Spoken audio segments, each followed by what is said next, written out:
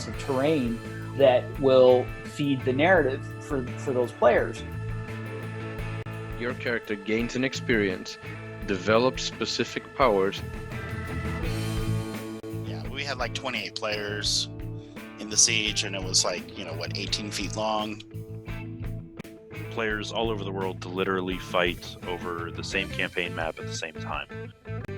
Rules for players exploring a labyrinth. Because when we had to face the God Beast, we were all powered up. There's not enough love stories in Age of Sigmar. The Maw Crusher mating grounds.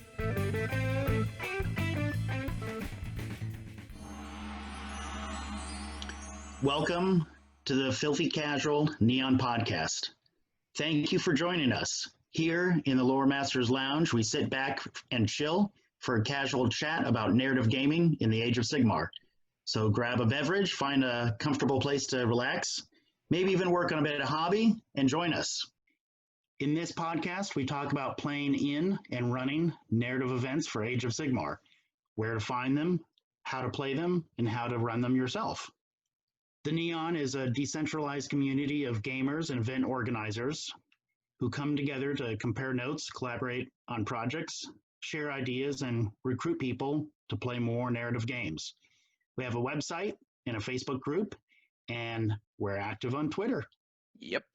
Go to wearetheneon.com and check out the menu there. We've got a variety of helpful articles on running events, and again, like those event packs, send us feedback, send us submissions, send us upcoming events that you want to share with the world. Yep, we'll put them on the blog. We'll put them on the blog. We'll talk about them in the podcast. That's what it's for. My name is Aaron, and with me tonight across the table is Nuno. Thanks for joining me tonight, Nuno. This is the episode where we talk to Eric and Alexander about how Age of Sigmar started conquering our hearts and minds, and we dedicated ourselves to raise it up by making narrative content. These two special guests joining us in the Lore Masters Lounge have been enjoying Age of Sigmar for 5 years and have been involved in growing their respective local gaming communities on separate continents. Both work together with the Neon team to develop and roll out an independent global narrative event called Coalescence more than once. Each is a podcaster of renown and talent. Both are engaged with the wider community on Twitter, and each has showcased some very special hobby and campaign projects online with the wider AOS community. They are both Warhammer heroes, in my opinion, and it is my pleasure to welcome both Alexander and Eric. Thank you both for joining us today. Thank you for having us. It's great to be on the show. It's great to sort of reminisce about the 5 years of Age of Sigmar, and on a podcast that's so casual, there's only 2 people wearing shirts. We have to keep the shirt ratio casual enough. We're working on it. People would think this was a bit too intellectual. I also brought extra filthy, so if that just helps. Oh, awesome. So just kind of to make clear, the two of you are the reason many people, among other community members that got together in the Neon and doing their own narrative things, you're the reason many people got involved during these 5 years. I might also say that Alexander and I are solely responsible for all narrative in 2020 as having to do with AOS. I know that usually us narrative guys are humble. We like to share that credit, but nope, Alexander and I solely empowered the entirety of the community. I'll just put that out there. I might say otherwise later, but just refer back to this statement. So this is the key show for all of you, dear viewers, to tune in. You're going to have all the information here and nowhere else. Nowhere else. Now I make it about us. But what I meant to say is that a lot of us, including me, are doing this now, running events, reaching out to conventions because of what you guys did. Because you guys showed, I knew it was possible, but nobody wanted to believe, oh no, nobody does these things. But there's been enough events and interaction online and things shared, especially Twitter is a sharing machine, that people are like, oh, I want a piece of that narrative too. So it's become a reality for other people. Glad to hear it. Even if it were just you, that was inspired by something that I did, that is enough for me. It makes it all worth it. So no, thank you. I mean, what that means is that I steal everything you guys do. That's really what it is. Yes, exactly. Like, we'd copyright it if we didn't want people to steal it and share the joy. Yeah. Also, it's likely that I created it and did it wrong the first time, so I need somebody to make it better so that the legacy doesn't. The long game. I see. I see what you're doing. Yeah. So just to kind of go ahead. Like, literally, the biggest thing I wrote is just copying the official thing and turning it into Age of Sigmar. So True, I can't really claim the high ground there. Yeah, but there's something that I think is important. I'm going to ask you later. You converted all of these things into Age of Sigmar, which means they're immediately playable. And I believe I've seen those rules make a comeback, very similar to what you've wrote back in General's Handbooks again. Am I mistaken? Some of the things we've absolutely seen in similar ways. I'm not going to say that Games Workshop has been inspired by me in any way. That would be Eric level of non-humbleness. Well, I'll say it for it. Yes, even the game itself, the official game, is here because of Alex. So Alexander, sorry. Yeah, so we can claim that right here and now. Full, no, non-ironic. So just to kind of show a bit of so we have a few announcements of things that are that have taken off, which are narrative. So this is something that the influence that you guys have had has really impacted a lot of people to start narrative, and it's been a slow burn.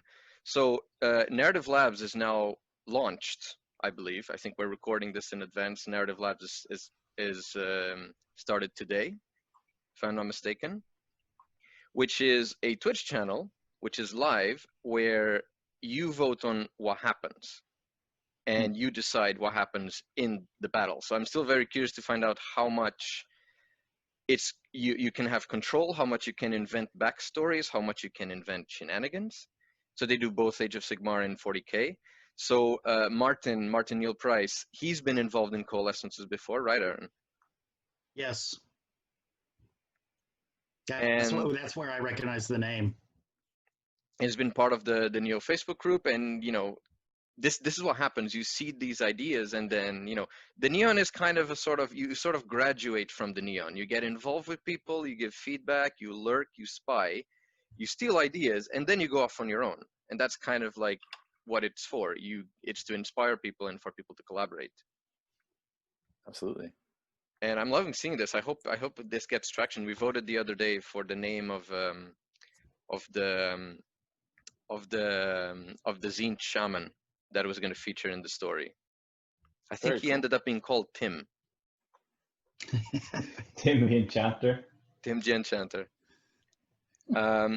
And just to see how much the narrative contamination has been happening, so Neil LaRocca is actually making a narrative Rend 4. So this was announced when, Aaron? Yesterday. Before the end of July, yes. So tell us a bit about the tables that Neil has. It's a bit how he has not ran something narrative surprises me. Yeah, so my first experience was Rend 4 in December of 2018. And no, I'm sorry, 2017. Yeah, right before 2018. And he had a lot of custom tables, and each table was a different realm.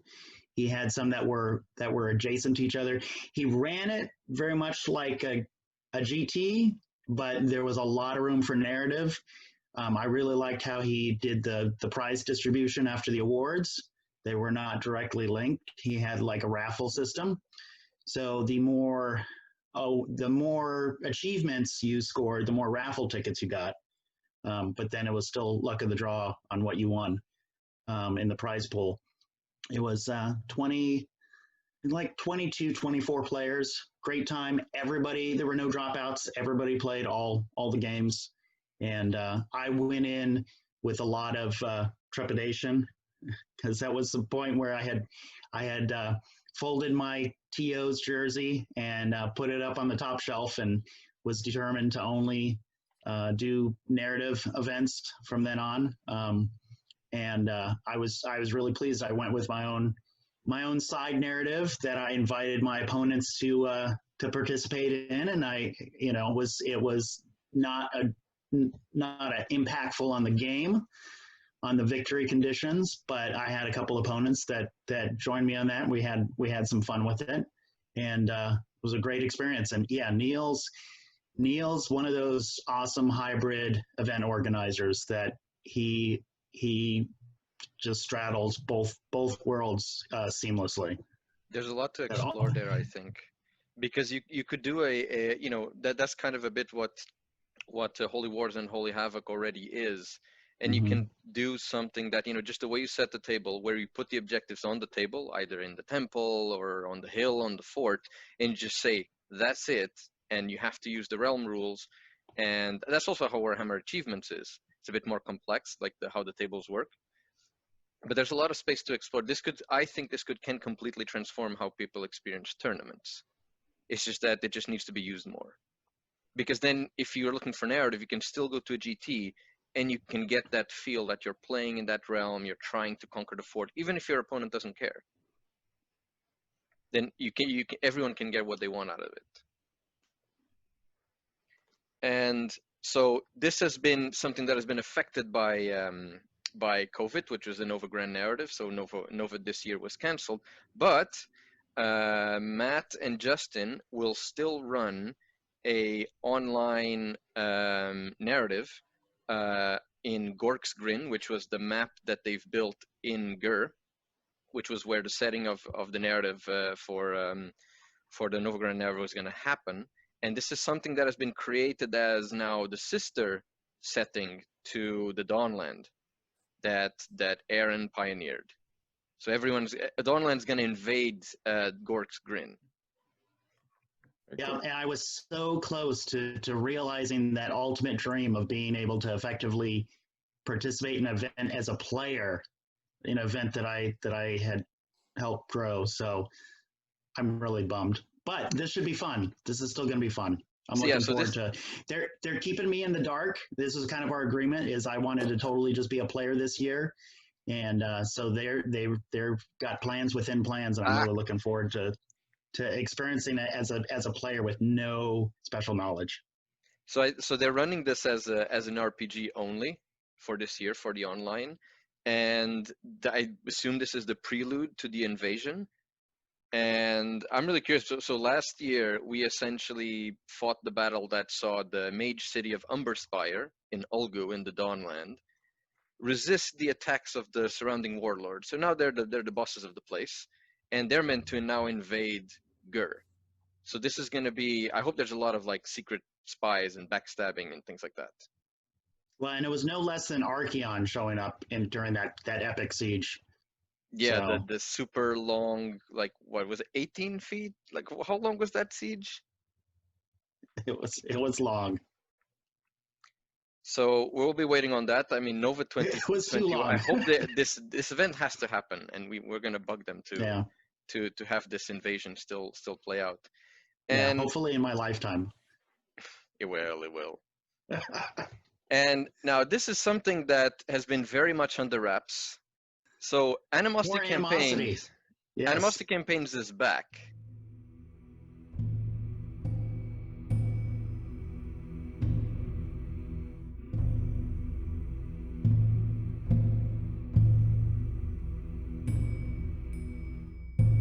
Zenithus, 17th, Sigmar's mocked encampment, Lake Baikal, Shaiish. God damn it, I hate Shaiish. Of all the places you could crack open a new realm gate to, it had to be here. Realm of the Dead. Gives me the creeps. We crossed the realm gate from the ruins of Amasia in Gyron just a few minutes ago.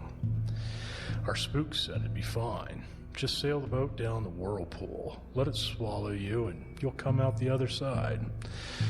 Where have you ever heard that a boat has to go underwater to cross to another realm?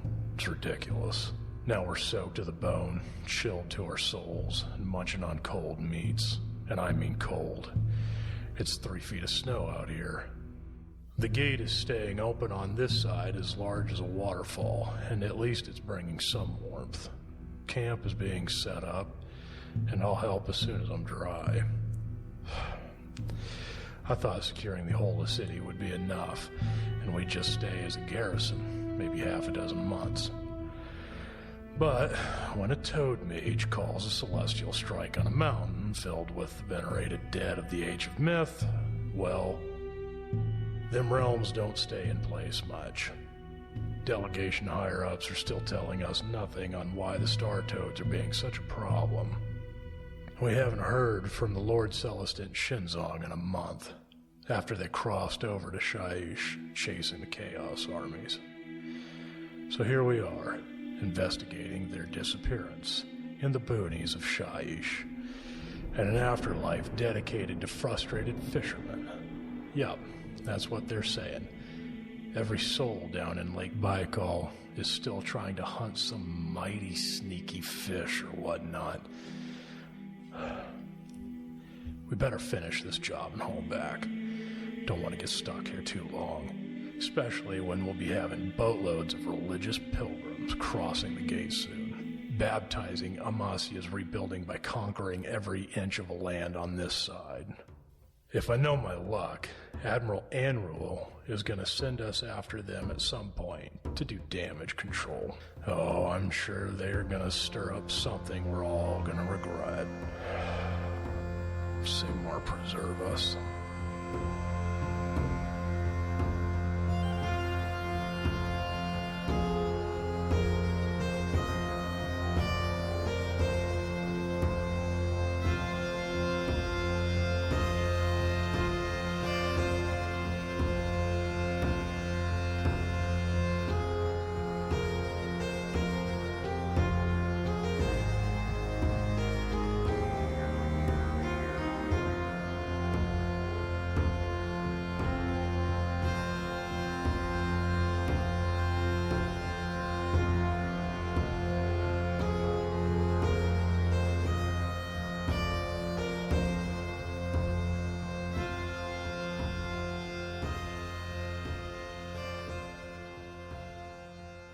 And so this is something that Alex Polmani has been working. It's been postponed because, everything else and COVID. And I've been working with him and the rest of his team to essentially, how can we run something that can be a global event that is narrative in the time of COVID?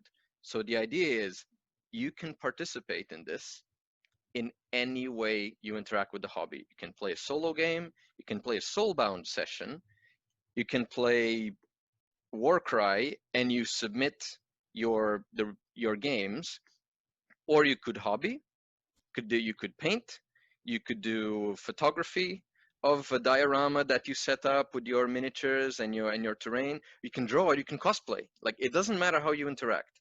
Or you could write a narrative where you actually write what's happening in characters and plots.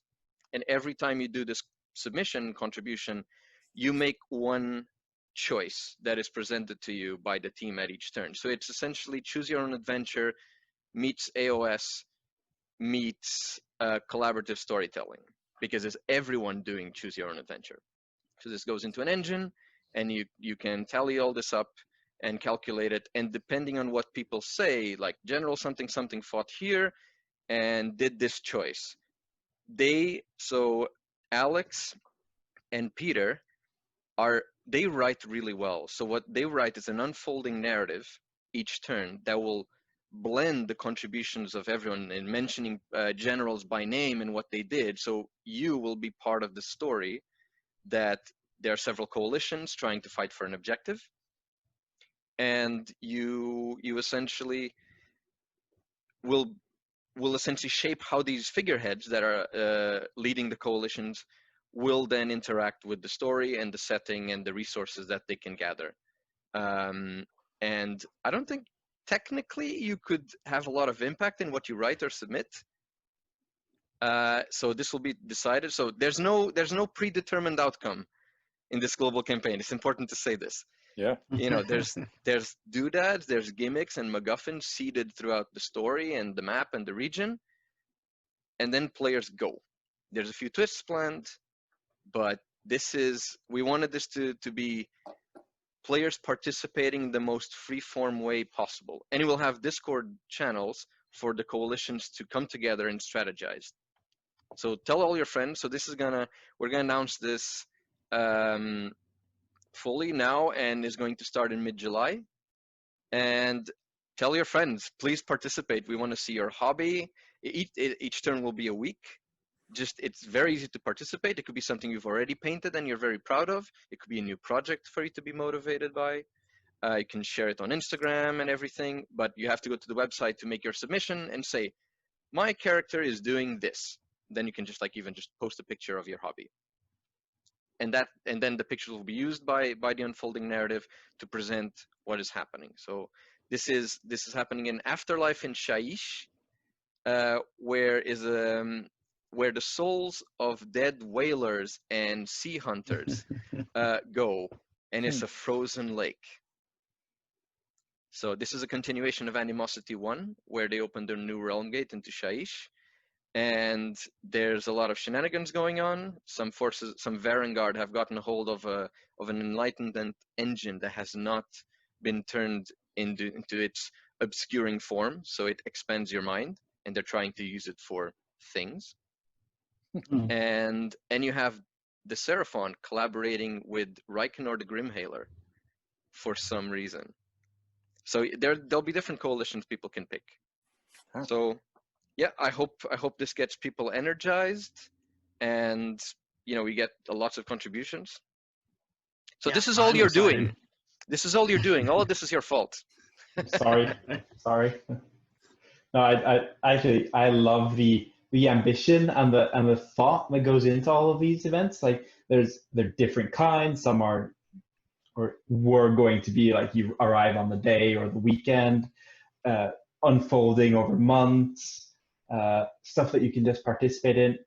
It's so cool to see events that are going beyond just what's on the table. Events that are, making you interact with people, having fun in ways that you can choose.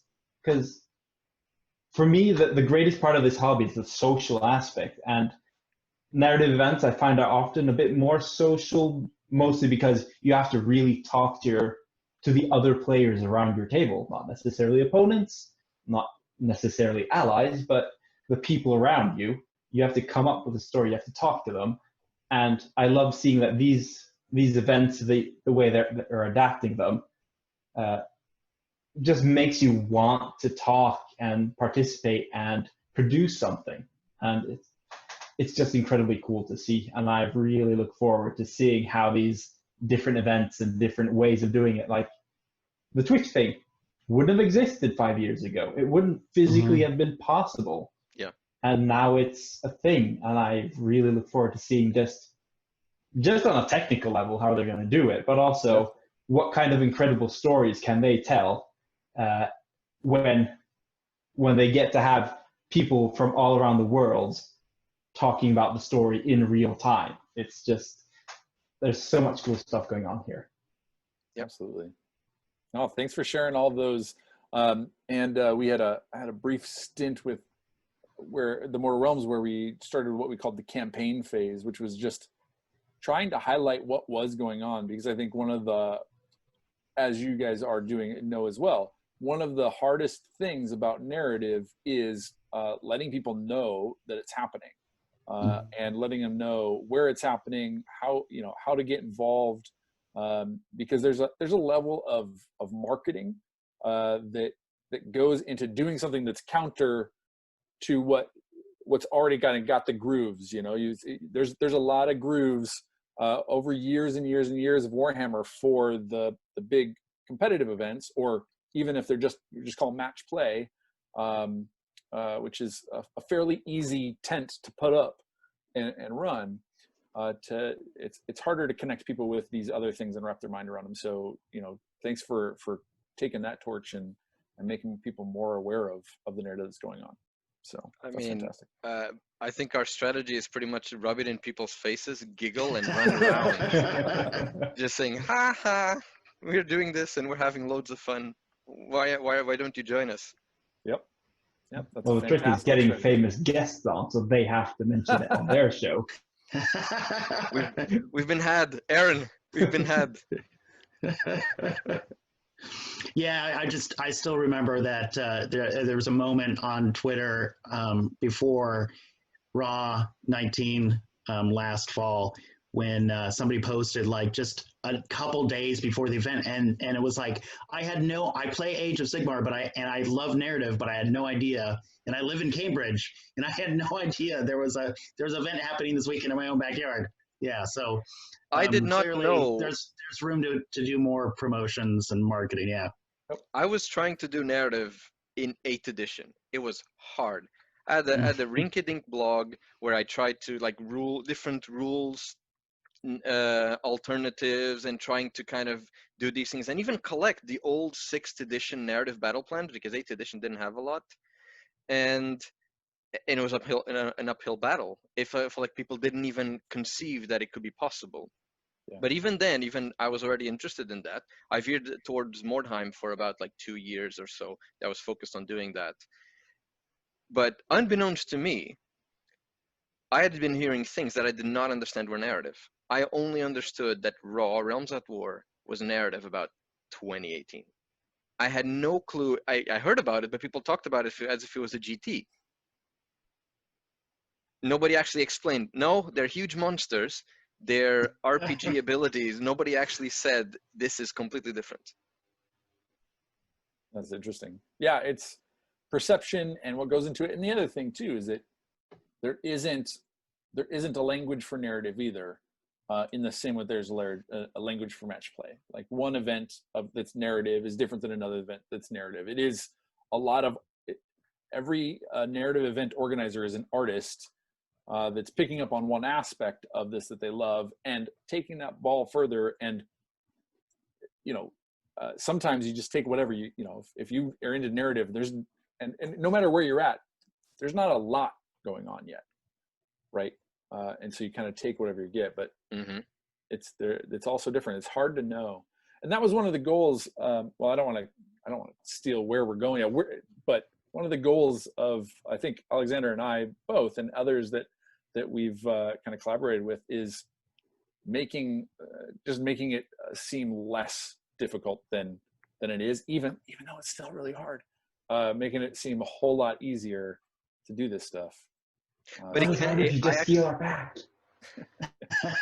But I actually think it can be easier. You could literally say this is a GT where you just have path to glory abilities gained every turn, or just like Warhammer achievements. It's a full GT, but the table has special rules and you tick boxes for things you do. That, I think that is enough. Like if all GTs were like that, I would be traveling a lot more, I think.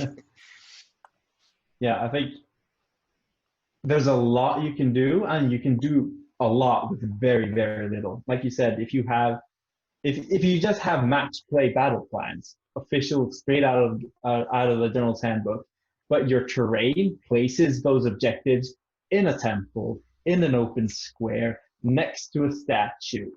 Instead of saying, "Oh, I'm going to go and capture that," you're going to say, "I'm going to go capture the temple." You're immediately creating a little bit of narrative in your mind. If you're using the realms, you're doing a little bit more. As you said, path to glory between each round. Now, suddenly you have an event that has a lot of narrative in it, but players also understand just the mechanics of how they're going to be paired up. But as Eric said, it's that language that we sort of lack, because it's so easy to immediately go straight to the animosity scale things and to the huge scale narrative events. Someone interested in narrative events, and the first thing they meet is Raw, and they go, "I can't possibly do that." I'm like, no, you can't. There's 4 people, and they're all really talented, but you can do a lot with a lot less. Like with the stuff you have at home, with the 4 friends that you have in your small city or in your local town, or at your Games Workshop or at your local store. You don't need to build new terrain. You don't need to do a lot. You just need to want to tell a story.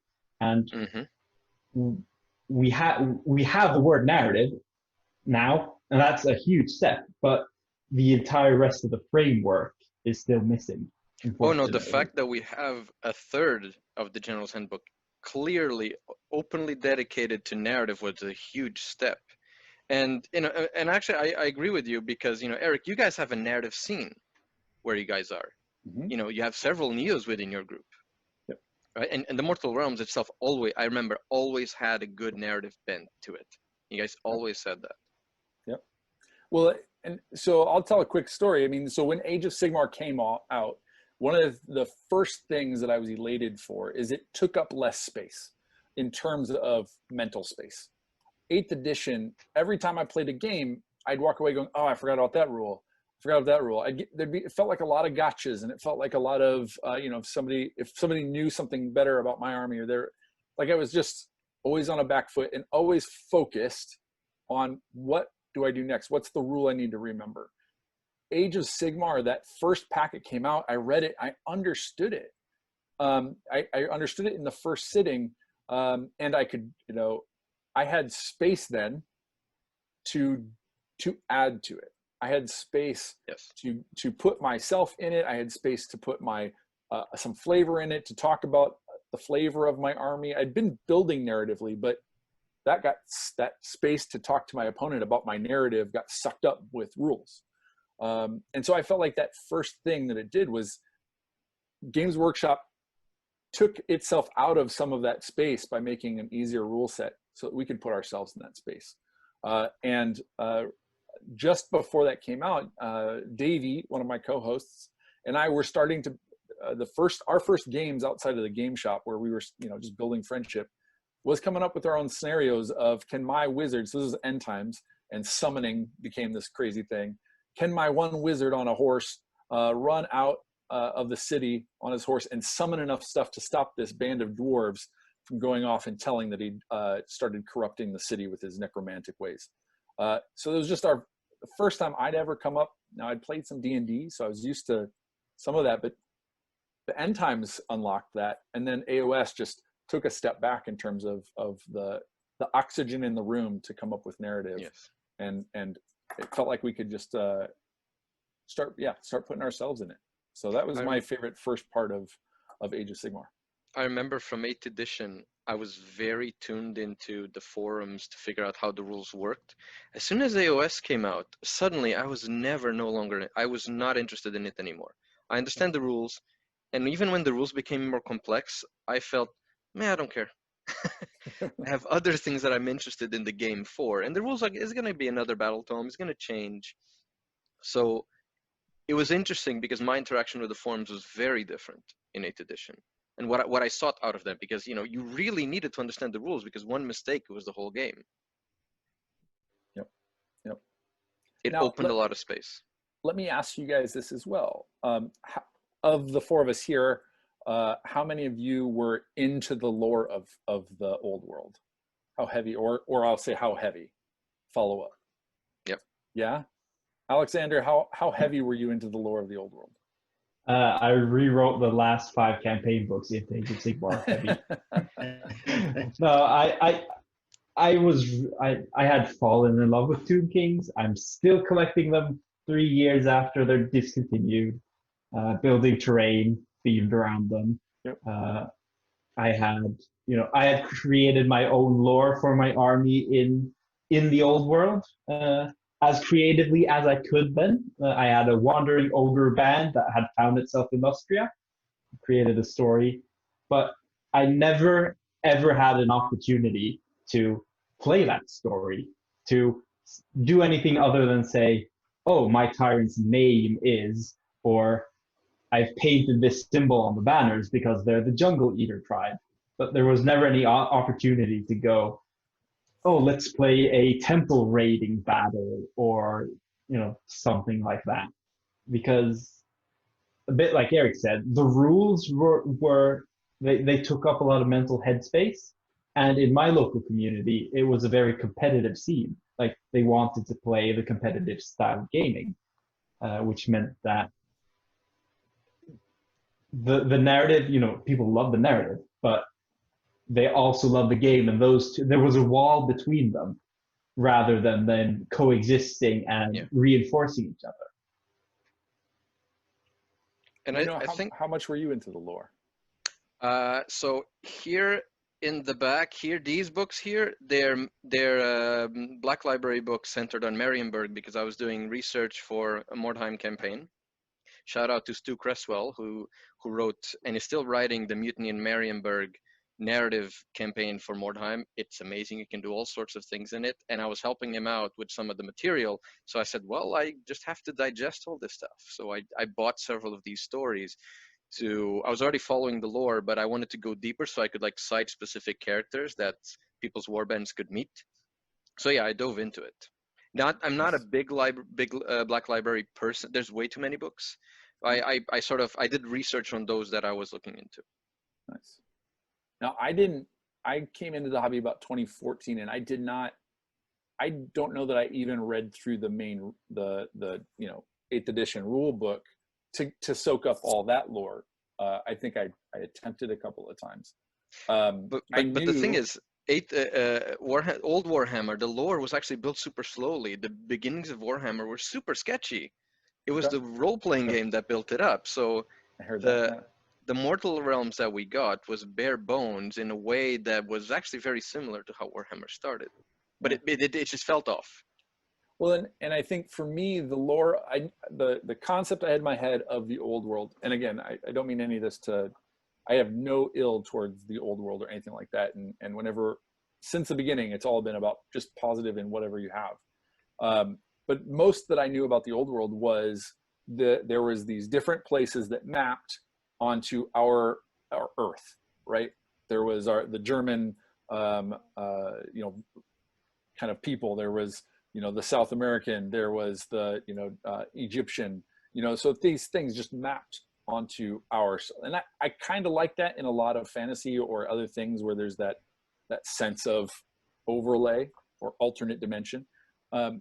But I think the lore did something for us too with Age of Sigmar, is that it said, okay, now there are 8 realms.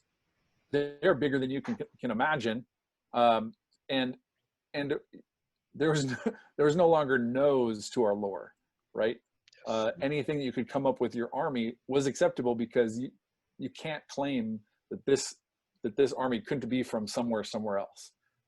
There was a lot of, because the world that was small and confined, it made it harder to come up with some of those things. Yeah. So Age of Sigmar also sparked an imagination for me in that everything was possible. And I think we see a ton of armies being built today that are kind of that building on, how far can we push this? How far can we stretch it? Can we stretch it all the way to 40K? Maybe. We're there. We are there right now.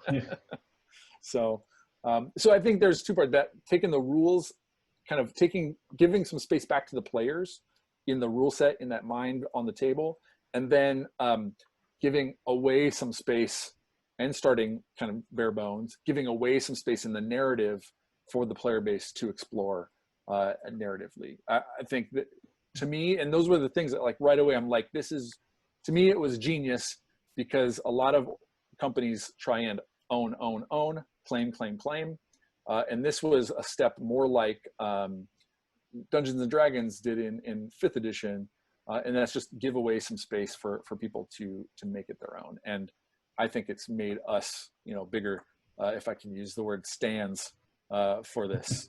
I think I could come with a pretty simple example of how this has worked for us, but also for Games Workshop themselves. If you read any of the 8th edition Warhammer Fantasy battle tomes, you'll see that they usually try to insert battles between foes that lore-wise have difficulty meeting. So in the Tomb King books, they have battles between Tomb Kings and Wood Elves, 2 factions that are very area-specific factions with no means of transport across distance. But they made up some sort of reason. And the same, there's the Tomb King versus Chaos Warrior battle, you know, where the lords, they sailed all the way down to the two kings, fought and stuff, and then sailed back. Obviously, it feels a bit forced, and especially some of the factions that are very far away from each other, it can be quite strange. Like, why would a full-scale Dark Elf army fight dwarves who are nowhere near any sort of coast? But in Age of Sigmar, they focused the first year on realm gates. Perfectly Such a great idea. a built-in excuse for every army to fight every other army anywhere in the universe. And it allows for, because, you know, there's all those things with like alliances that couldn't be, and you could never ally with this other player. It felt to me, it's very, I mean, this, you know, the best form of flattery is, you know, is just you do the same thing the other person is doing. It's just imitation. It felt to me they took what Planescape had that made it so cool, with all the gates and, you know, demons crossing shoulders on the street with angels begrudgingly, but sort of like, all right, we're here to do business. No, let's not fight. And it brought it to the mortal realm. So you can just cross from one place to another. All sorts of, you know, civilizations can exist which don't really align to any of the factions. It's kind of like, hey, we're just here doing your business. Get out of our porch. And in a way, Dawnland at Nova was that. It's a region that was kind of like some backwater of Volgu, that it grew up on its own, away from the main narrative of Age of Sigmar. It actually gave people narrative events space to do things that exist in undefined spaces. Yeah, and now Nuno has challenged me in the Soulbound campaign I'm running to figure out a way to have the binding go to every custom Neo created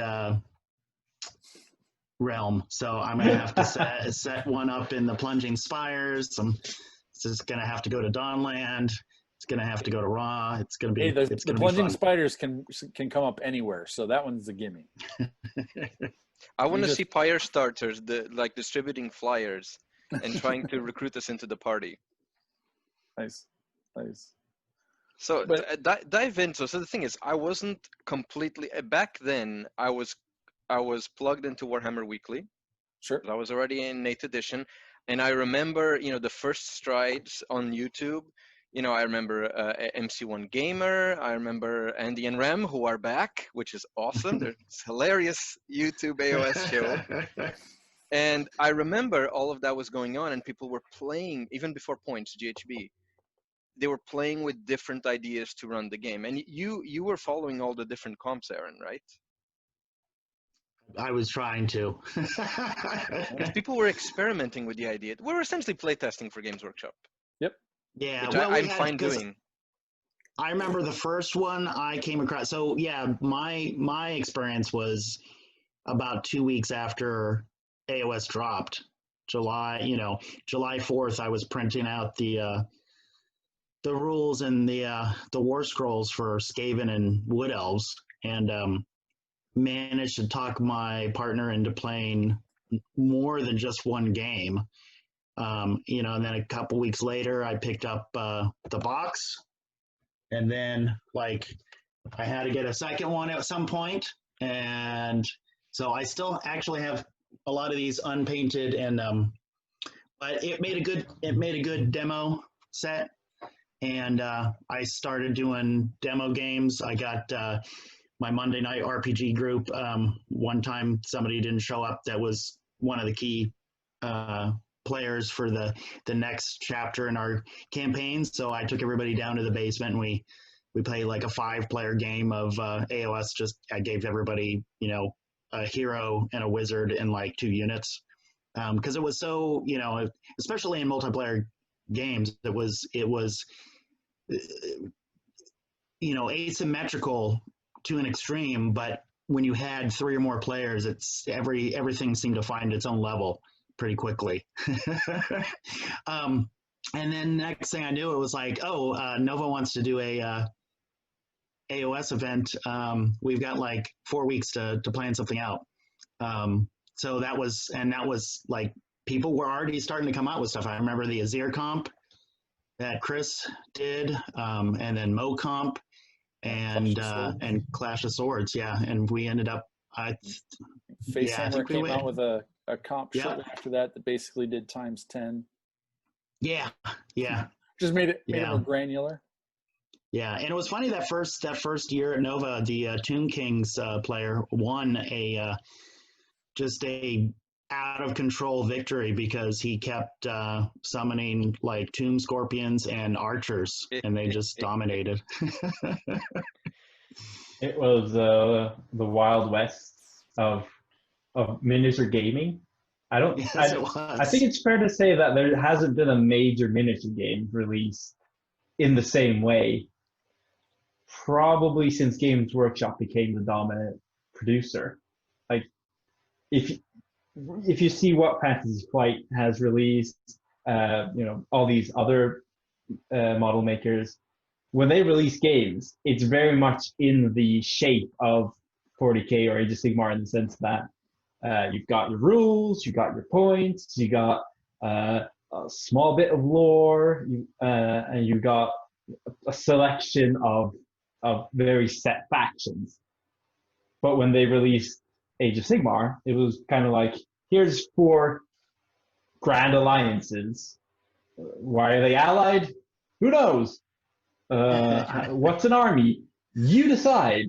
What's the background? Also for you to decide. And it was a wellspring of creativity in the beginning.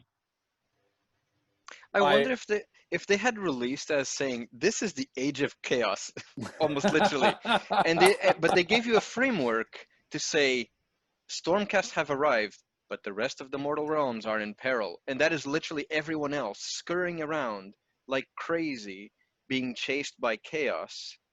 And I don't know. I wonder if that could have like made a framework. I never thought about this before, because it could have allowed people to put the war scrolls that we already had, and there was something very concrete that was going on with all the other factions. And I think there was some of that there in the lore, right? But it was hard to connect with, and that was the only reason we started a podcast, was just to be like, no, there's some cool ideas here.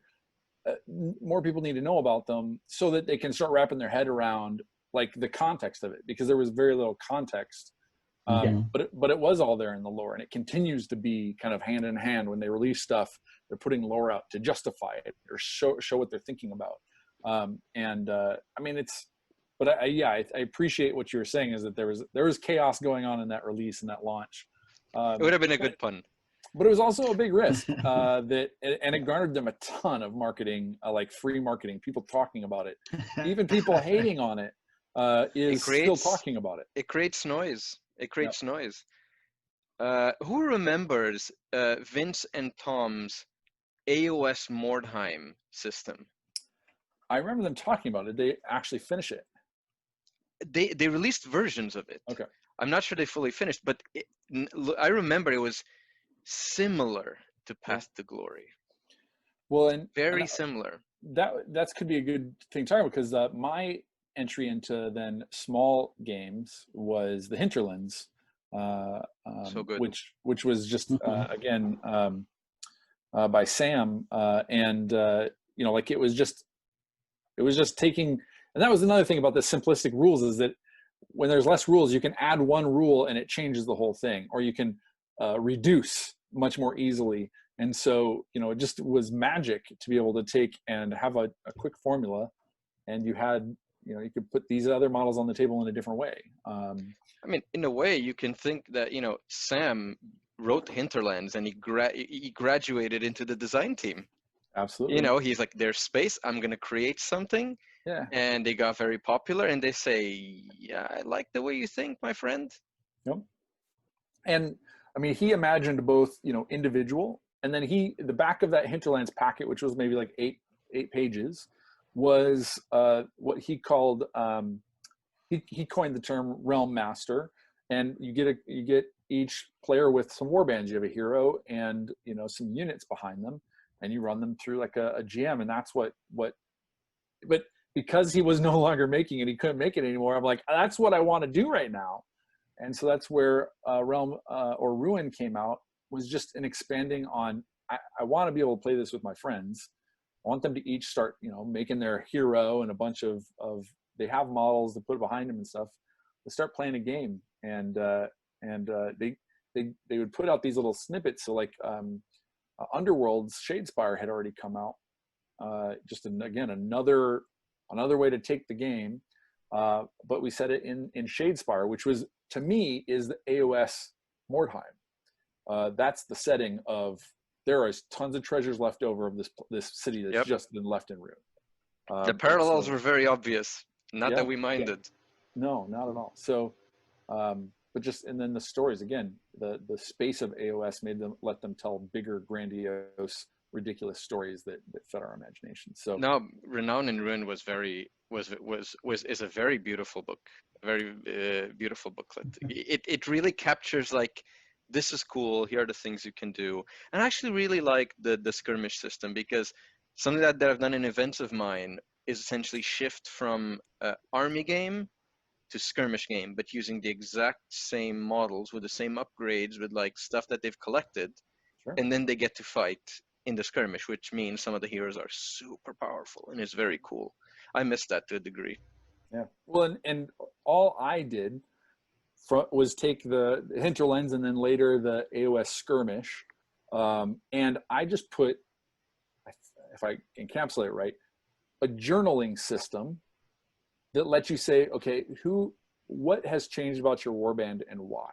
Tell me just a little story about who your leader is. That's the first entry, is who's your leader and why are they there? And then who did they bring on and why? And the idea was, instead of looking at currency, because like gold doesn't necessarily mean anything, and we see in a future conversation around RPGs, they're like, gold isn't necessarily the most important thing in the apocalypse. But it's in this case, it was just this, and I guess skirmish started with this idea of renown. So I just took it a little further. How do you use renown, right? If my reputation and clout and the deeds that I've done matter, how do I spend that? You spend it by having people flock to you, so your warband grows, or you use it as leverage against certain things and other people. You can intimidate, or you can get information out, or you can get the get the better quest than somebody else who has a lesser renown. And so just try to create a way of tracking that in this weird journal. Again, though, I'm not a spreadsheet person, so I don't know why I thought spreadsheets was the best addition to a very free-form game. But I just wanted to, for me, I wanted to capture that idea of reputation and using that in a Wild West setting, right? How do I earn my stripes, make myself, my warband, their name mean something, and then what do I get for that? And so we had a good run with that, and I had a lot of people. To dispel any myth, I think I had about 1,000 downloads on that total. But I hope somebody's taken that and done something else with it. I'm sure of it. I'm sure somebody has exploited it, built it out, flipped it on its head, or whatever, and that's fantastic. I hope that has inspired some things for Soulbound, because I remember you were saying that the way you have to build your renown is you have to actually, after the end of your quest, you have to go and tell people. You have to go and brag about it to kind of raise your reputation, and that was specifically stated in the rules. Yeah, of course, it was left very much to the imagination, but the idea is that you have to go and make yourself known, and then you have to go from like little location or caravan to caravan where you may not be able to find everything you need.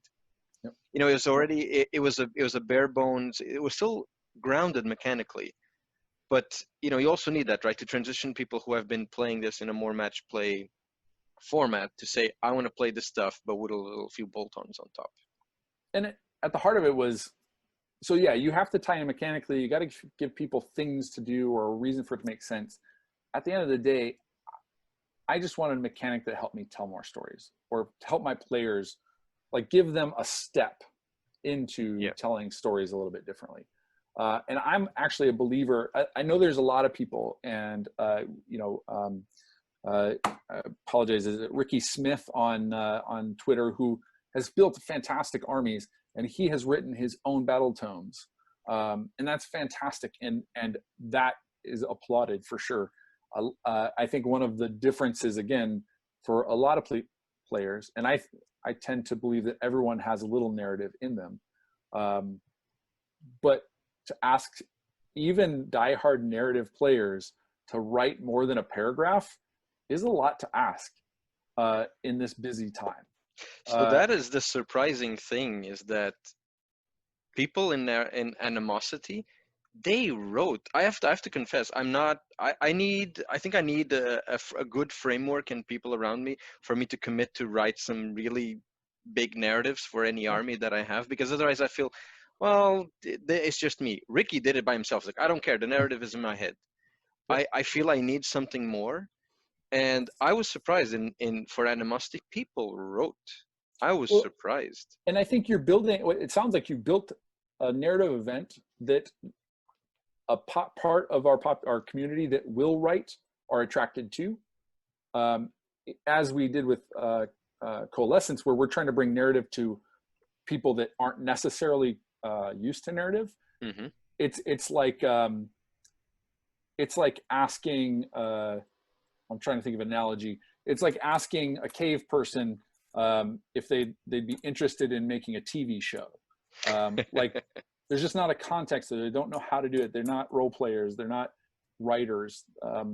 Most people aren't doing that. So it's kind of like, where is that spectrum of players, and creating different types of events for people at different parts of that spectrum. And the hope, again, is that we've got like narrative events that people can ease into, and you've got narrative events that people can sink into, right? Boutique narrative events. Yeah. Does this make match play gamers the cavemen and us the? No, it's a spectrum. I actually think that's a good way to describe it. It's a spectrum. Because I don't think there's a divide, because I think there's a lot of people who play match play because that's what exists. And also something that I've realized is, so I wouldn't be here if Aaron hadn't said, oh, I liked what you did for Coalescent, which is literally your fault. You guys made it happen. And then he said, you need to bring the stuff you built to Nova. And I almost didn't come. I tell this story because it made me realize, if I want narrative, I either need to be willing to do it locally or to move, to like travel a bit. And this is, for a lot of people, traveling, so what do you mean? I travel to tournaments all the time. That is a rarity. Most people don't. Yeah. But for narrative, it made me understand that it is totally worth it to do a bit of an extended trip if necessary.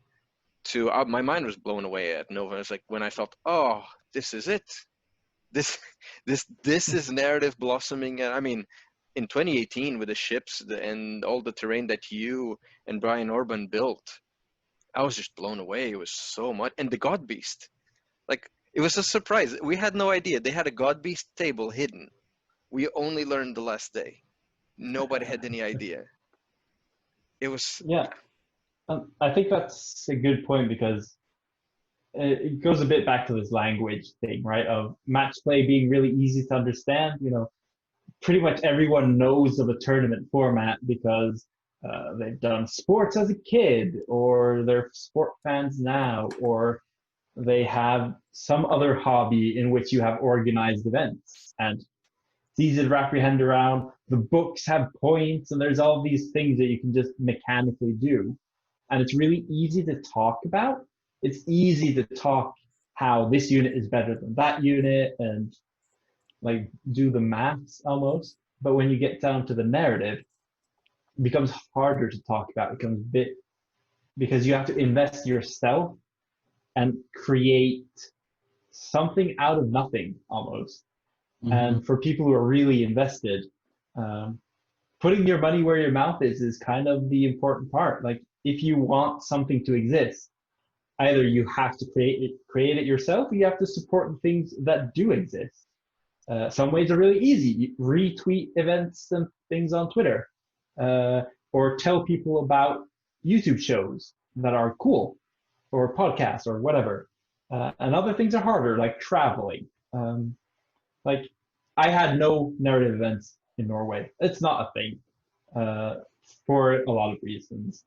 So if I wanted to play narrative events, that wasn't me trying to wrangle my local community into doing something that they were unfamiliar with. I had to go somewhere else. So I went to Raw, and I met an incredible group of people who were dedicated and interested and just did incredible things. And that again inspired me back into helping out with things like coalescence and expanding on all the other things and talking about it more when I did the podcast. So it's hard. It can be hard to see and to make it exist. But for those of you who really want it to exist, you have to do something about it. And, stealing our pack, please. Like, any event that has been run anywhere ever will be happy to give you their pack. No questions asked. Yeah. Maybe except do you want it as a PDF or as a Word document. And they'll be happy to see you change it or rip it apart or throw it out the window and replace it with something else, because they just want to see you create your own stories.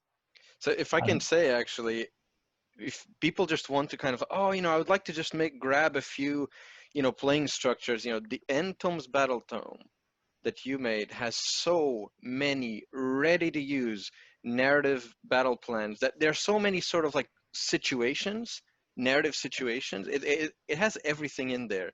And then it has like, has underground rules, which now have come out in GHB, has all those narrative rules that they've sort of experimented in the End Times 8th edition. They're all in there. So they're super stealable. It's a compendium of highly stealable things.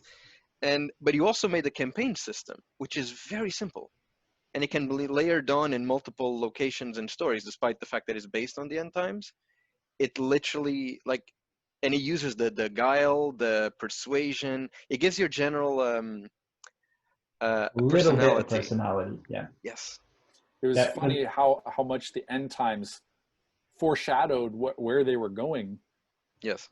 With Age of Sigmar, because there were scenarios in there like, how do I do this with square bases? I don't know. My favorite battle plan of the whole bunch is the Siege of the Black Pyramid. And that has the table split into two parts. You play two different battles that affect the outcome of the other. I was like, nobody did that in 8th edition. I don't think there's a single human being who has played that battle plan with the armies in the book in 8th edition, unfortunately.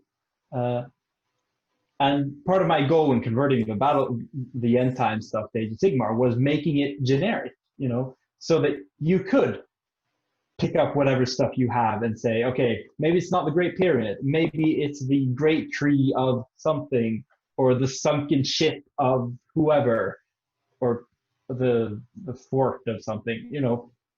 The rules are generic, like they have names based on the lore, but the rules are generic. And the campaign is generic, and all the time of war rules are generic. It's not like it has to be, only dwarves avoid this kind of damage. And that's because I wanted it to be easy for people to just pick that stuff, say, I got a Stormcast and a Khorne army. We want to play an underground battle. Sweet. Throw it out there. And that's something that was clear from the Mighty Battles, the first Age of Sigmar book. All the battles kind of sort of featured Stormcast versus Khorne, but ultimately the battle plans are said, you can use this instead for something like this or something like that. It was literally meant to be a sort of archetypal type of battle that you could plug into everywhere. And that hadn't really been fully done in 8th edition. Every time they were a bit more focused, they involved specific armies because people were trying to create the theme of the army, and it went too restrictive. Yeah, you always see like you have to have this and this army with these and these units. Like if you don't have that special character, you can't play the mission as written. But with the Mighty Battles, the lore is Vandus Hammerhand is defending the realm gate. But the rules are you have a hero and then you have an enemy, and the enemy comes in over turn, so you get that sort of wave mechanic. Yep. And or the ritual, easily one of the best battle plans in the game. Super simple. You don't need anything more. It's always fun. There's a lore behind it, but invent a new ritual. Any faction can have a ritual that will have bad effects for the other guy, and you're off rolling dice. And the first siege-like battle plan in the first book, it was essentially put the terrain piece that is a wall, and you have to scale it. And that was it. There was no more sort of siege-like rules. You just had to use the war scroll of the wall terrain piece, and that was it. It didn't involve, scaling the wall, you get the penalty for this and that. No, it was essentially, you have to make a charge all the way up there, and the people that are up there fight against you. That's it. And the way you had to move, which was super awkward, dictated the disadvantage you were at. It's a way that the rule was distilled down to something way simpler. You don't need to write a bunch of mechanical rules if the interaction of the rules already creates what you want. Yeah, and I think that the Mighty Battles tome is actually pretty underrated in a way, because before that came out maybe August or September, so we had at least like a full month or month and a half of unbound Age of Sigmar. Nothing, nobody knows anything. The lore is about this thick. Just pandemonium. Free war scrolls. That was one of the best decisions ever. Yeah, but the free war scrolls, the one book and the stuff that was in the starter set, that was what we had. And a lot of people were hoping that this Mighty Battles would be the rule book for Age of Sigmar. It's gonna have the points. It was gonna explain the whole setting, but it wasn't. It was essentially a campaign book. It told the start of the story of the Realmgate Wars. It had narrative battle plans. Not tournament battle plans. Not something that it's not your army meets that army. There's 3 points in the middle. Now fight. Every battle plan had a story, and it was hinting to things that wouldn't come for months. You had hints about the Fire Slayers, which didn't come for half a year afterwards. I remember people talking about who these Red Slayers were. And it was a completely new way for Games Workshop to approach creating a game. And I think for a lot of the people who got inspired by that, having Games Workshop themselves dropping something that wasn't just how to put it, a recipe for how this is how the game has to be. What they gave you was the ingredients, and then they told you how you want to mix them is what you're going to get. If you actually go to the General's Handbook, it is written there. It's rules as written. It's rules as written. If you want to decide this thing in this way, that's it. So anyone who wants to argue that that's not the rules, it's in the General's Handbook. It's actually written in this edition. Yeah. Slight counterpoint, they've always had stuff like that. Like even in Warhammer Fantasy Battles, in 40K and older editions, they've always had like make your own thing. But because the thing that they gave you was so inherently restricted, it was hard for people to mentally like break out of it. But now it starts really open. It starts with the guys like us, and then someone else comes in and puts points on top of it. But everyone can see that, they can see that this is, to use a poor analogy, this is a cage, and we could step out if we want to. Yep. The freedom came first. Yeah. Yes. Yeah, there's a lot of arguments at the time from, podcasters, YouTubers saying this was the best thing that happened, and it was very controversial, but this may be the opening that is necessary for people to understand that their game doesn't have to be restrictive. I was going back listening to some really old podcasts and thinking about, you know, I'm trying to encourage for the 5 years of AOS week. I'm trying to encourage people that don't normally do podcasts or YouTube videos or Twitch streams to record themselves talking about like a memorable moment, a positive moment at any point. And, you know, it doesn't mean you have to have started at the beginning to, you know, you could have started 5 months ago and your experience is just as valid. But I've direct messages a lot of people and I get a lot of response of like, well, I don't know if that's something I can really do. It's actually not that hard. I was proving that to Nuno about how even someone inept like I can pull off a decent looking video. But but no, like talking about early community building.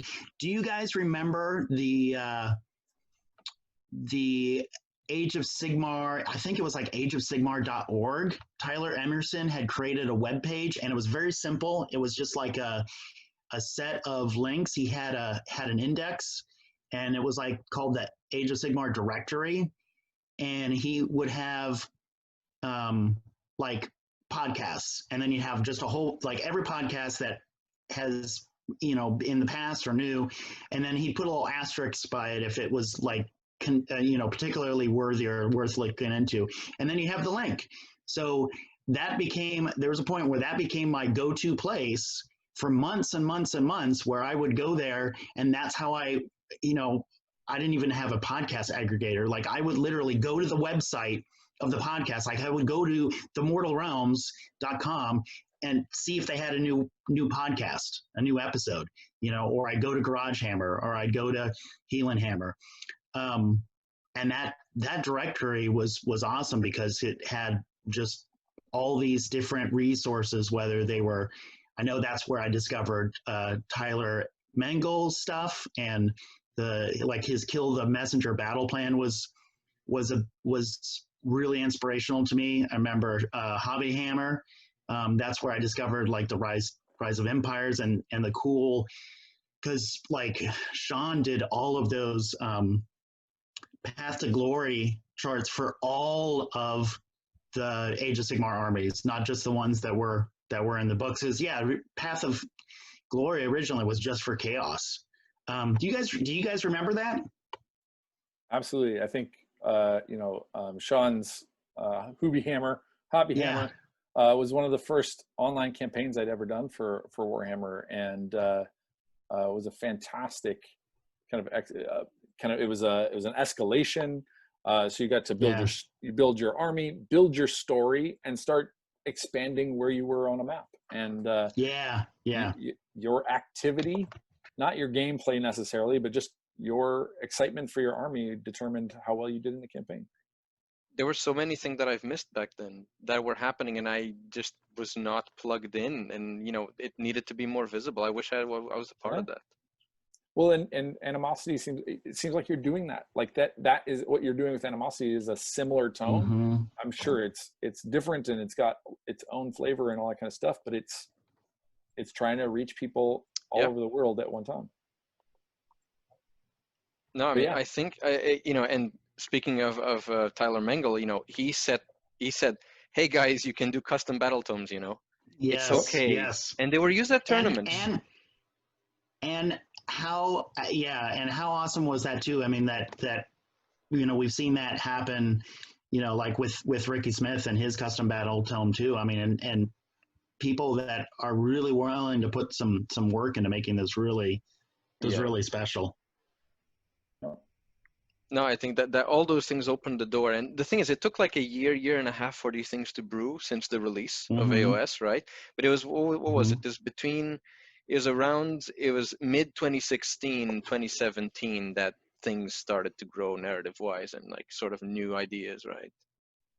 Yeah, I think for those who haven't been in Age of Sigmar since the beginning, at the start, the only lore about factions we had was Stormcast and Khorne. That was the first 2 months. That was literally the only factions we had actual lore about. We didn't know anything about any of the Age of Sigmar factions that have come out. Cities of Sigmar wasn't a thing, so we didn't know anything about those factions. Destruction was kind of like, That was easy. That one was easy. Yeah, but it was Kind like of everywhere. Orcs exist, but the destruction lore now is so much richer and more varied. So creating that narrative was much more of a process of building a foundation for yourself and then building bricks on top of that. It wasn't until the Grand Alliance books that we actually got lore for every faction. And those books were a big deal, also because they phased out a lot of units and a couple of armies. And then, those came out about early 2016, about like February, March, somewhere around there. And then 6 months later, you have Games Workshop's global campaign. You start seeing stuff like Sean's stuff. You have Raw during the fall of 2016. You have the first Realms of War, I think. And Nova as well. So all these things were actually starting during Age of Sigmar, but were they completely independent, like purely inspired by what Steve Herner was doing, like, but independently of each other at the beginning? Yeah, I think it was that once we had just a tiny bit of grounding in the setting, it was much easier for people to just explode their mental capacity for what the setting and the factions could be, and you could suddenly do a lot of stuff. Yeah, I don't think that there's a straight line through any one origin of things. It's kind of like most things in our history, right? Brilliant ideas happen at different places on the planet. So true. Because there's minds that just see what's in front of them and combine it in new and different ways. But it's not totally unique to one person. And same here, Games Workshop created this space that allowed the neutrons to just bounce around in new ways. And you had people in the UK, you had people in France, you had people in the US, in different parts of the US. You had people in Japan, in Australia, all coming up with ways to, like, hey, the door was opened. There were realm gates in a lot of different places around the world, and some brave few stepped through them. Please never stop your puns in the Mortal Realms. Never. I won't. I can't stop. Won't stop. So I just, it's, again, I think it catalyzed in a lot of different places, and I don't think we'd see this growth if it had just come through one channel, and I think that's why that we can come at it in different ways. And sometimes you might see the same thing that might have been done. Somebody over here might have already done it, and that's where I think too. Like, when I come up with an idea to do something, I don't think, hey, I'm the only one to do this, or I'm the first one to do this, because who knows? But I think one example that I just love, and I'm going to do a tiny bit of speculation here, is why did Steve Foote do a full-scale Dreadfleet project? like because it's cool. But I don't think he woke up one morning, had one reason to do this, and then just did it. He built a Tomb King style boat, part of his narrative for his Tomb Kings. And then he built a different kind of ship for a different kind of narrative. And then suddenly he had a couple of ships. Maybe he saw someone painting up an old Dreadfleet thing. And then all these different things combined into his mind into, would it be possible to do this full scale? And he's Steve Foote, so yes, of course it's possible. And I think it was like that for the whole community.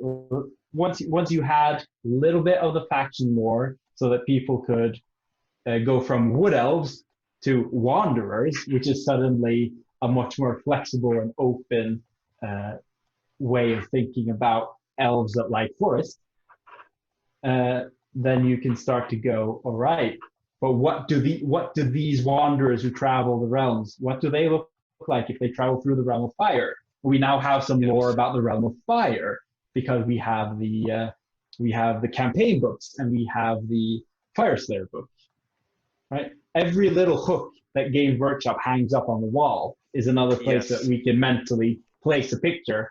And in the end, we have something that becomes art. And I think right now we're in a nirvana of themed armies. Right now, people are really like with the lockdown. People are really getting into, I'm going to make an army that is from this city with this thing, and I just made everything up, and it's mine with the things that I've created. I mean, you look at armies in Age of Sigmar, and you can immediately see why they decided to go with round bases. It's visible from the first second you look at it. Yeah. If I may, I mean, one of the hardest things about the edition, I'll just bring it up briefly, is that it did change some people's hobby. It changed a lot of my local areas. Kind of, or every Thursday night, there'd be 5 to 10 people out playing. And when this came out, that stopped. Not right away, but it kind of started petering out. And that's, I wouldn't say that was in any way a good thing.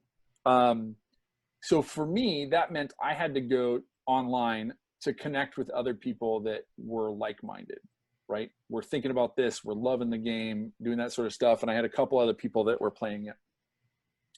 And there's a ton of support. I mean, there's a lot of vitriol, there's a lot of gnashing of teeth, and it took a while for it to settle down. And anytime you've got something that you kind of, I'm not going to say weed out in a bad way. Again, I'm not trying to say that people didn't like AOS or weeds. Just saying is that if you get the people that do enjoy the game all together, enjoying it, feeding off each other, there's just been a ton of positive energy around AOS, after things kind of settled down and people got into it. That's not to say there isn't criticism, that isn't to say some people don't prefer certain aspects of it even today. But one of the things that then at some point, creating podcasts, joining other neos and kind of trying to come around stuff, at some point, like the theory hammer and the theory neoing only got so far until I felt like I had to start coming back to Madison and working on community here. And when I did that, I found there to be a richer community of people, again, because Games Workshop did more advertising. We got a store here in town, a Warhammer store here in town. When we went and focused back on our community and started building, we found a richer, bigger community of people to play games with us than we had when 8th edition was ending. And there may have been a lot of 8th ed players just playing in their basements that I didn't know about. But we've been able to get just more people out playing and in community after turning back and kind of focusing locally. So the same people, not necessarily new people. No, definitely new people. Okay. Some people that played 8th carried over.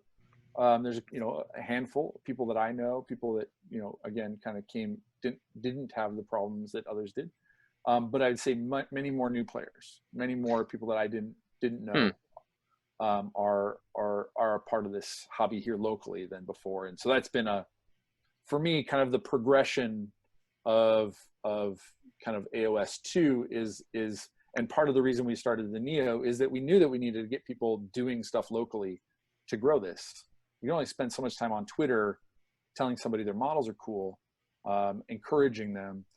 At some point, you got to start something or do something to build where you're at to kind of enrich and play games. But you need to show it as well. I actually often wonder how helpful it could be. And Aaron does this. Like, let's bring back let's reminisce about this event that happened like a year ago, which most of you won't remember, but you wish you had scrolled through it on the day, because maybe this is what you've been looking for, and you've missed it, because it's a matter of like, you need to see it. You don't know it's out there. Yep. Just showing that, and narrative events have beautiful pictures of like the tables that people build and the things that people do. So do you find that, the people that have like changed their mindset, is that controlled for age?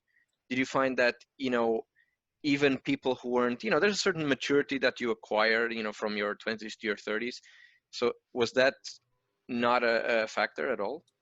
And you're asking like, as in the people that are coming to the table now, locally? Or over time, yeah. I'm just trying to figure out like if this could be really attributed to the fact that they launched Age of Sigmar in a minimalist way, and that in itself broke people's perception of how the game could be played, at least in Madison. Yeah, I don't. Oh, if you have something to say, Alexander. Yeah, I think the last thing you say, that the fact that they released the game the way they did definitely broke a lot of people's perception, because you literally couldn't look at the game in a points face-to-face system because that didn't exist. But my experience hasn't been so much that it's about age as much as it's been about what parts of the game mechanics and the lore attracted people to fantasy battles in the first place. There's a lot of people who really enjoy that ranked up pseudo medieval fantasy style of both of gameplay and lore. They love the idea of blocks of dudes shooting some rifles, or dwarfs shooting theirs, or elves shooting theirs, and then hordes of monsters, streaming in. They like that sort of historical aspect of it. And it took a while for people to understand they could do that in Age of Sigmar.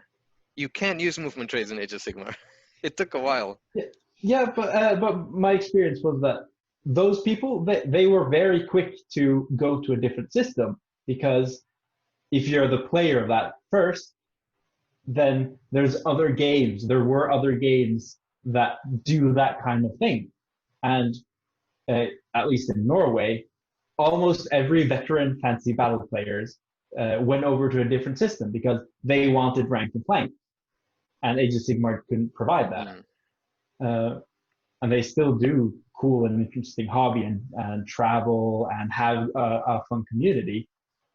But the guys who came in were often the guys who were mostly about the painting or mostly about the lore and open for a different kind of lore. And I think when you take them and turn them also into gamers, you get a richer ground, because the seeds are planted much broader.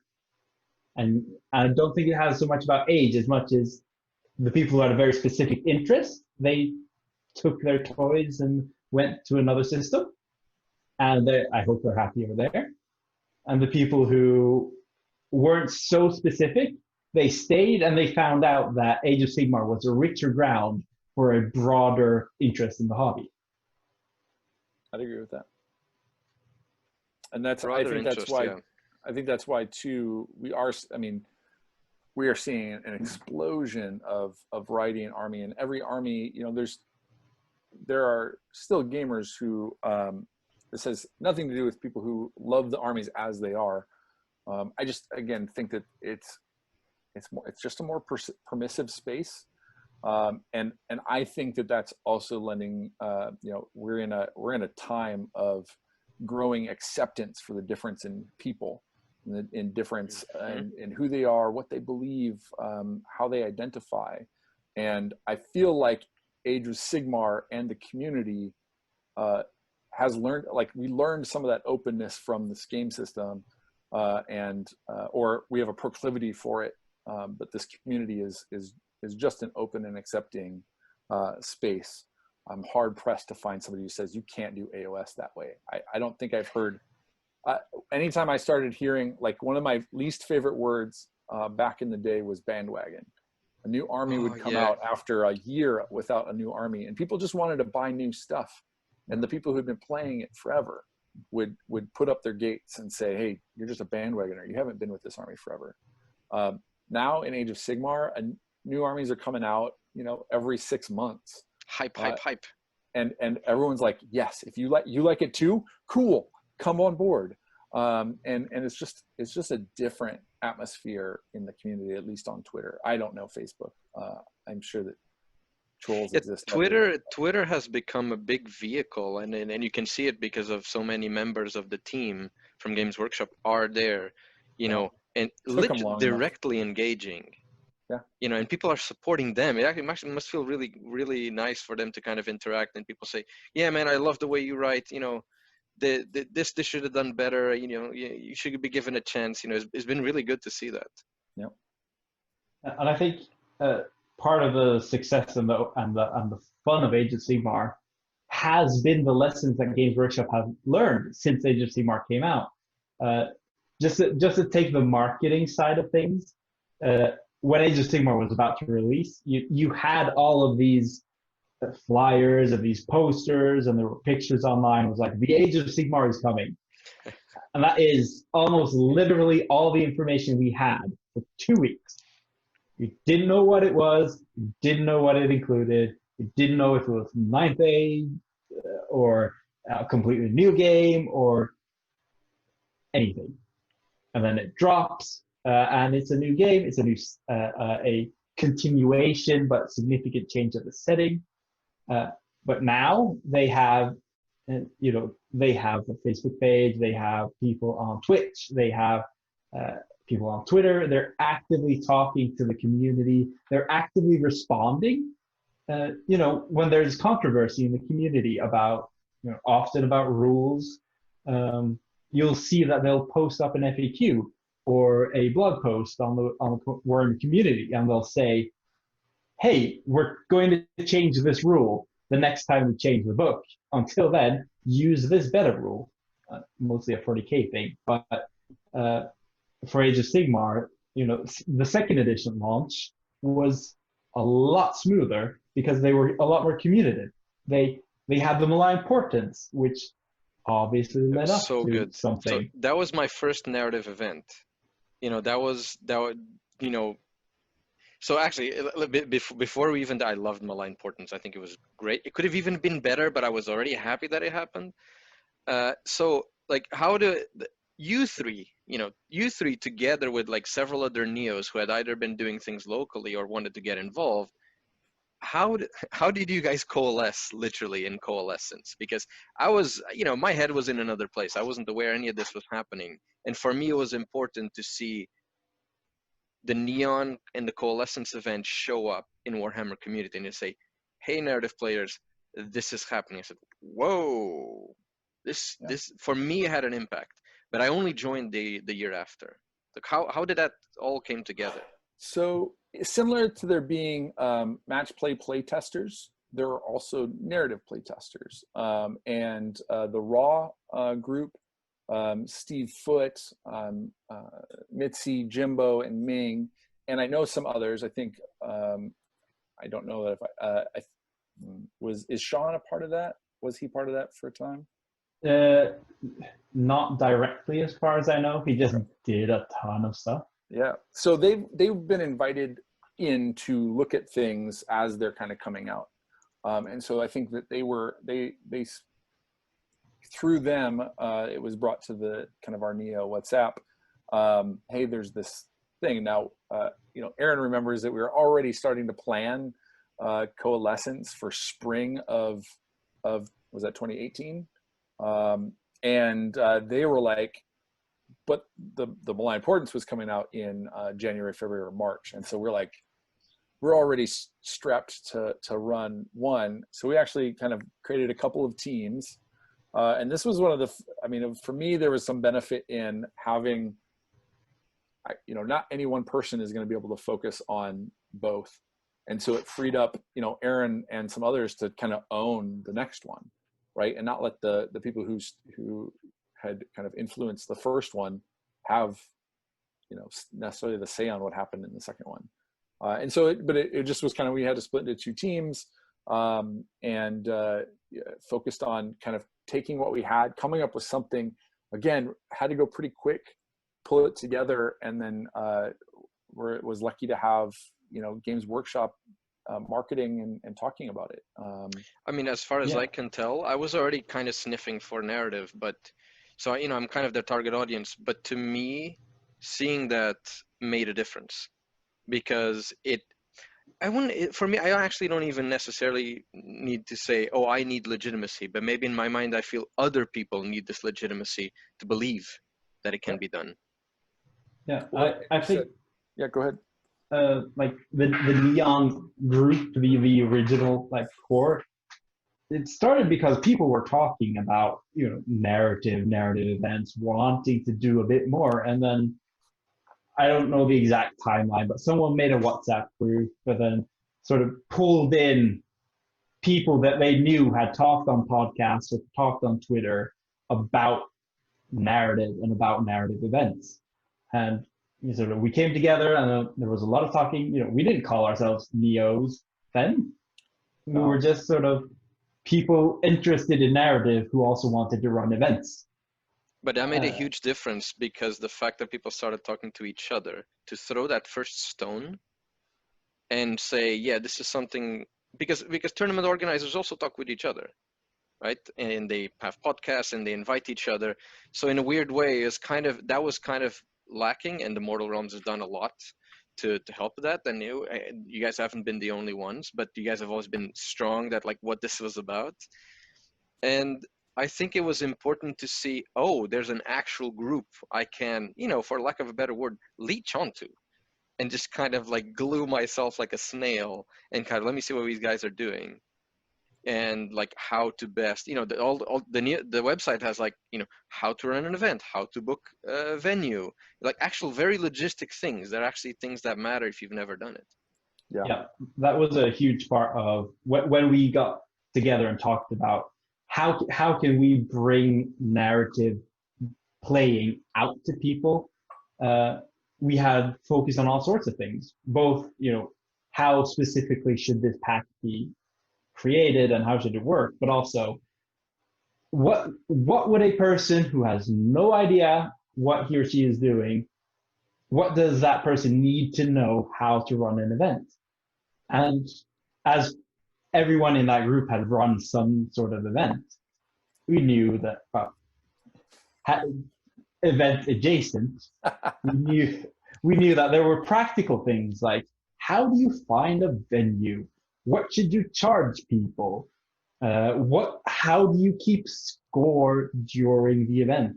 And these were questions that we had all faced personally ourselves, but we figured that if we could pool those resources, write a simple text that told you, here's how you can do those things, and then created a pack that also told you, here's exactly how you run this event. It's really simple. That would lower that bar, would make it easier for people who have no idea what they're getting themselves into, and they can just read and figure it out.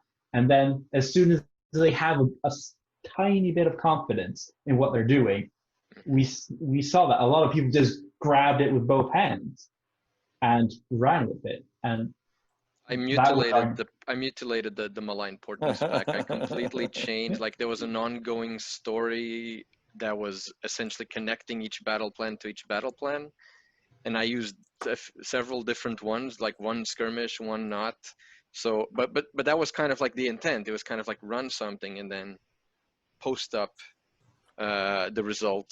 And actually that made me feel really good, because it felt other people are doing it. We're all submitting at the same time, and we're connecting with the wider, community. Yeah, I mean, if you listen to any interview with a Games Workshop games designer, what they'll tell you is, we want people to play their games the way they want to play them. They'll say, we want to provide the framework, and we want people to fill it out the way they want to. Mm-hmm. And for some people, they do it by the book, and they have their fun with that. But there are a lot of people who might want to do something else with that framework, but without the knowledge that, oh, that's a thing you can do. It can be scary. So that's sort of part of why Coalescence had the format that it had. That's why We Are the Neon website became a thing, because we needed to collect those resources somewhere. And Aaron did an incredible job with just creating ways for people to find resources and sharing that out, and harassing everyone he had on Twitter with great content. We have had a lot of hard work from a variety of interns as well. Oh, there he goes.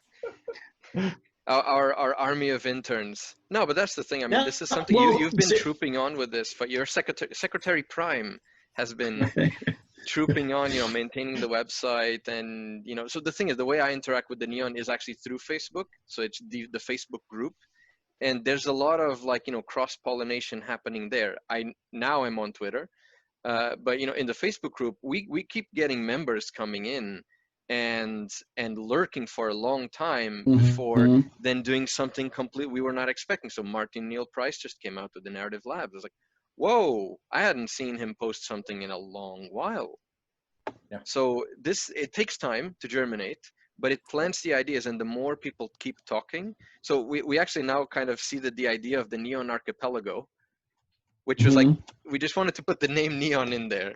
And let's just say this is a new place where people can collaboratively add and build, just to be similar to Dawnland, but for everyone, that everyone could build on top of it. And it's still there, lying a bit untouched for people to tap into, going through a hibernation phase. Yeah. But that's the thing, there is a hibernation phase. I think it's important to say this. It may feel sometimes that, we're not getting any traction, but then somebody comes in and they say, hey guys, I just got heard that this group exists. I've been working in a map campaign for Warcry and something. And they share it with us. It's like, whoa, this is a beautiful map. Why hadn't we seen this before? So this keeps happening once in a while.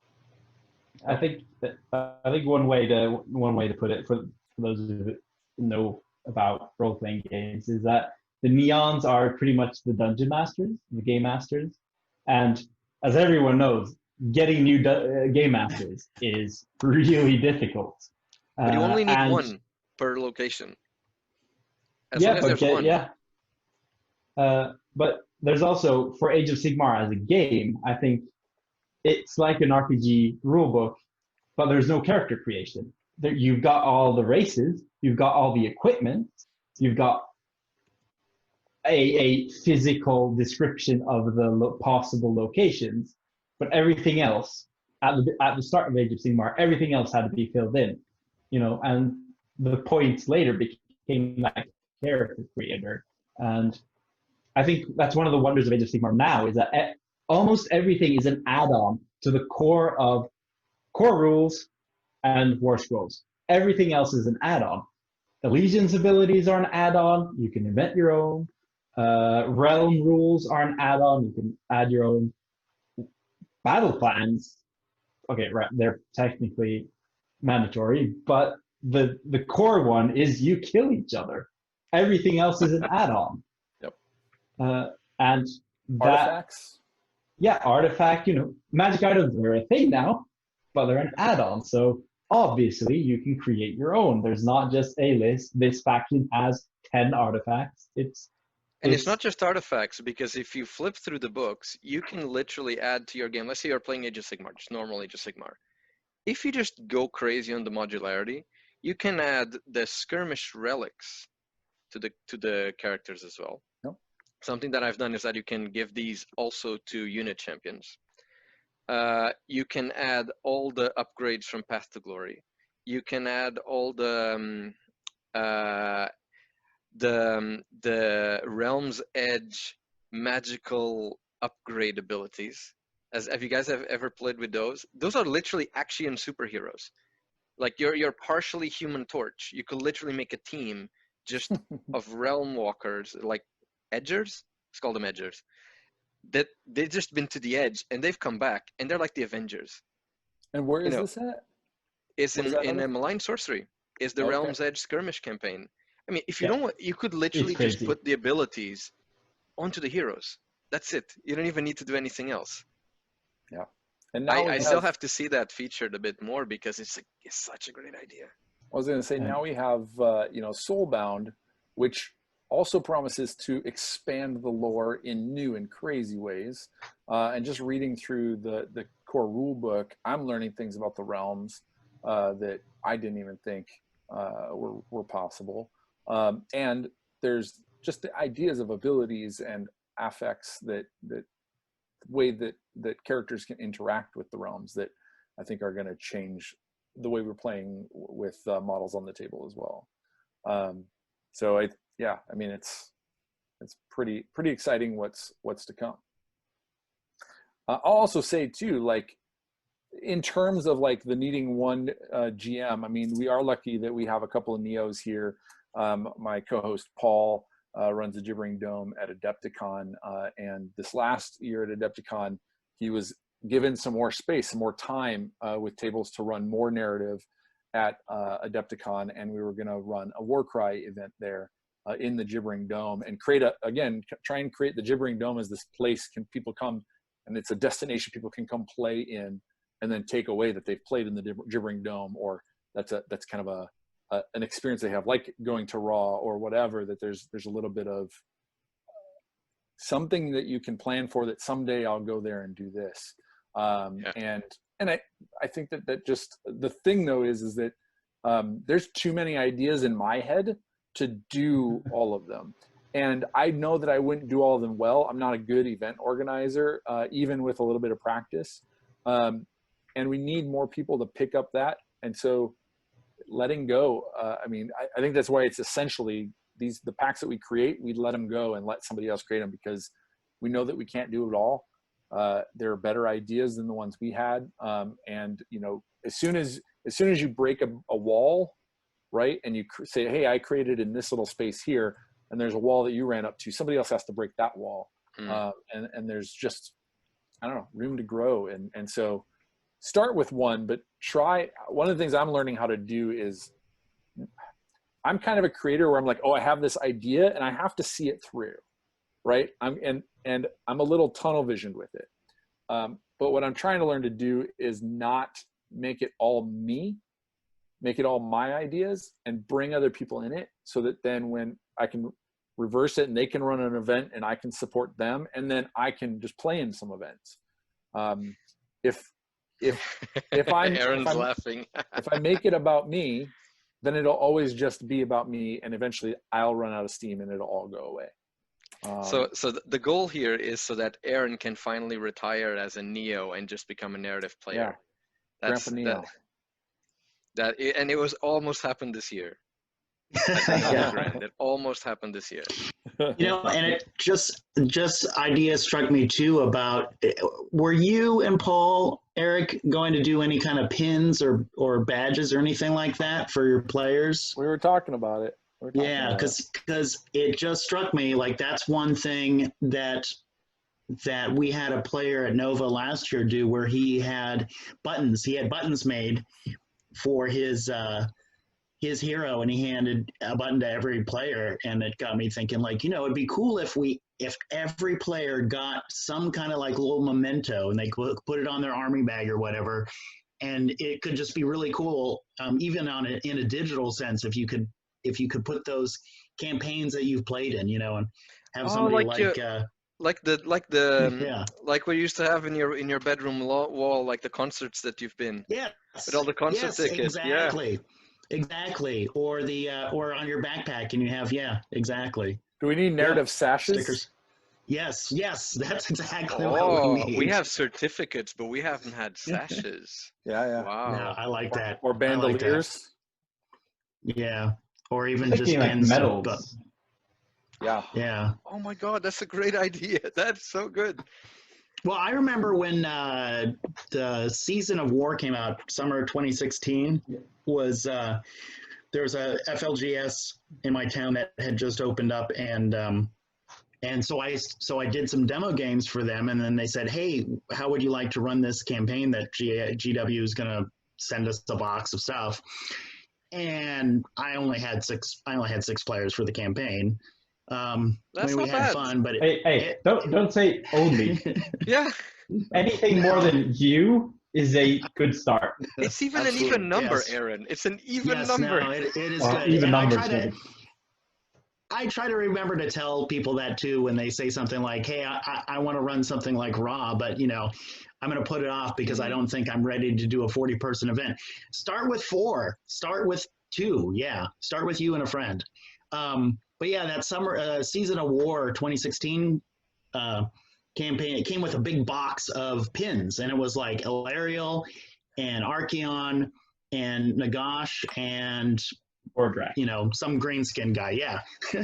And so I had so many of those left over that for years, every time I would go to a game, and I didn't play a lot of games, I would, whatever my opponent, what Grand Alliance was playing, I'd give them one of those buttons. And they were just, you know, little inexpensive buttons, but it was a cool little thing, yeah. They have to beat you, they have to earn that button. Yeah. No, but I think the idea, the fact that they even did the Season of War, and I didn't know what was going to come out of there, because I felt, all right, okay, so if Order doesn't win all of them, are some of them going to be like, there was nothing, we had no idea what they had decided for this. And I actually would like to think that if Order hadn't won all of them, I suppose this was Stormcast Then we wouldn't Love, have the Cities of Sigmar battle tome. or at Clearly. least some of those cities would not be cities of Sigmar. And I wonder, this was a Stormcast Love, you know, Stormcast are cool. Right. And people, you know, there's a lot of people playing Order, I suppose, at the time. More people. I wonder if I had gone a different way. I want to believe that even the Malign Portents, you know, the Malign Portents, there's a lot of people that don't know the story of the Malign Portents. They built a time and magic cannon in the Flamescar Plateau, and there's a new moon around Shaiish that is the remains of Morsleep. Nobody talks about this. They wrote so much stuff in that campaign, which I thought, okay, these things break how the world works. Are they going to stay the same going forward? I suppose the Necrocake kind of normalized things a little bit. It could have erased some of that too, right? I hope not, because, you know, they said they built the time cannon and the Infinity Gears.